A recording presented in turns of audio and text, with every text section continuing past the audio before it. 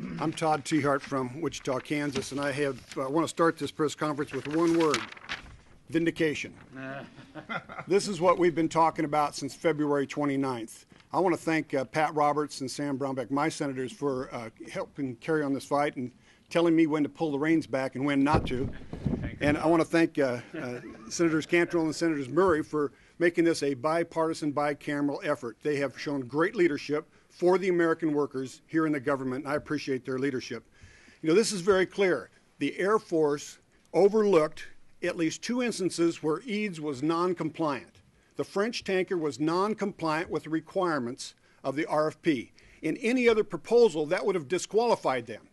But the Air Force insisted on a competition, and they bent over backwards, in my view, to overlook these non-compliant issues to make sure that the competition would continue.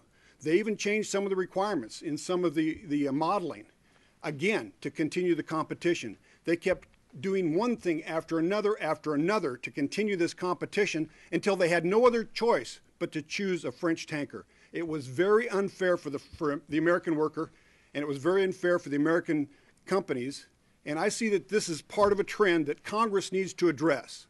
Do we waive regulations for the Europeans and insist our workers comply with them? Do we allow for illegal subsidies and give no consideration to our American workers? Do we not even consider legal subsidies in European countries and not make any consideration for American workers? This was a big mistake from the beginning. It's clear that the real winner here in both cost and in meeting the requirements was the American tanker. So what the Americans need is an American tanker made by American workers right here in America.